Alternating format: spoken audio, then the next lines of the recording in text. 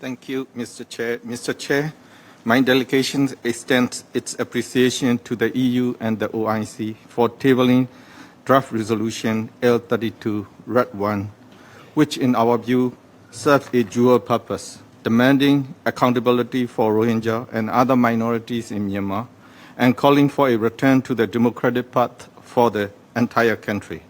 Mr. Chair, following the high-level conference on the situations of Rohingya Muslims and other minorities in Myanmar, this is another important avenue to amplify the calls regarding the protracted and severe humanitarian and human rights crisis faced by the Rohingya and other minorities.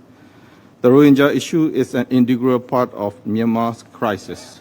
To date, a conducive environment for the safe, dignified, and voluntary returns of these refugees has not been feasible due to the intensifications of atrocities, including area attacks on civilians by the military junta. We now await the PGA's summary of the meeting, which we trust will be complementary to these efforts. Against this backdrop, we view that this year's resolution has been further strengthened by incorporation several key elements reflecting the prevailing realities on the ground. Since the illegal coup in February 2021, the situation in Myanmar has been dire. The democratically elected government has been overthrown. The elected political leaders, human rights defenders, and civilians has been arbitrarily detained. The military has conducted over 3,700 indiscriminate area attacks on civilians and over 450 documented massacres.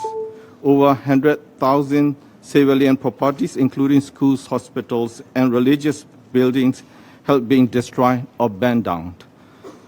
More than 7,400 people have been killed.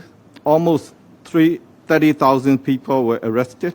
About 3.6 million people are displaced, and almost 22 million people are in need of humanitarian assistance.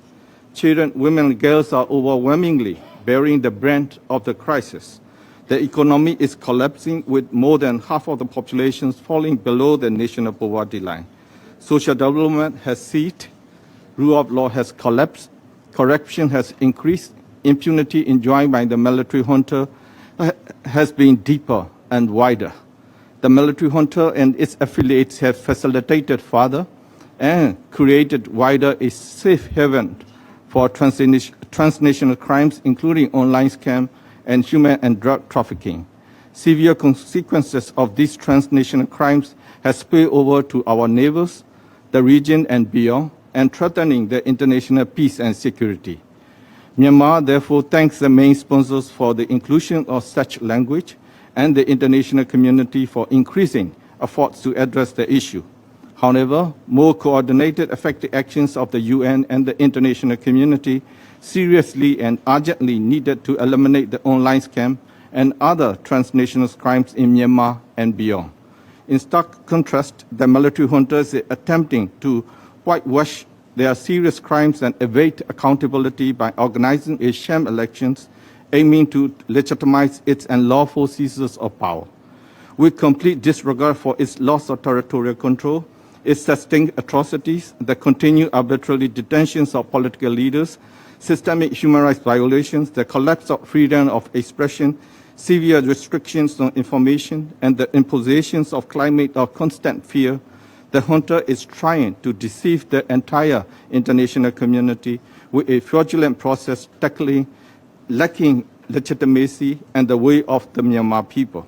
We deeply regret that people inside the country from all backgrounds, especially public figures such as celebrities, are being held hostage and forced to participate in the junta's propaganda regarding these shameful scam elections. In this light, the draft resolution rightly expressed deep concern over the military junta's unilateral attempts to conduct a sham elections. This so-called election will never be free, fair, or inclusive. We welcome the sharpened language regarding the illegitimacy of the military junta, and that we urgently call on the member states to categorically reject the junta's planned sham elections.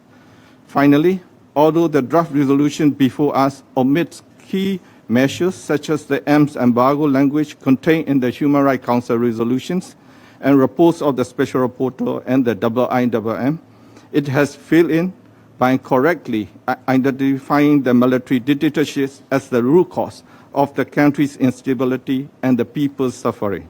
In this light, we are getting on the right track, but more needs to be done to have timely, effective actions for saving lives and future of the people of Myanmar. Perpetrators must be held accountable, and their cultural immunity must end. Justice must prevail. The people of Myanmar have never been more united in their resolve to end the military dictatorship and build a federal democratic union founded on equality and justice. We are forging a new contract that guarantees the rights of all people, ensuring that no one is left behind. We ask the international community to stand with the people of Myanmar as we strive to reclaim our future and establish a peaceful, inclusive, and democratic federal union that contributes positively to the region and the world. With this, Myanmar supports the draft resolution L32 Rep 1, and we urge all delegations to do the same. I thank you, Mr. Chair. Thank you. I have Malaysia to be followed by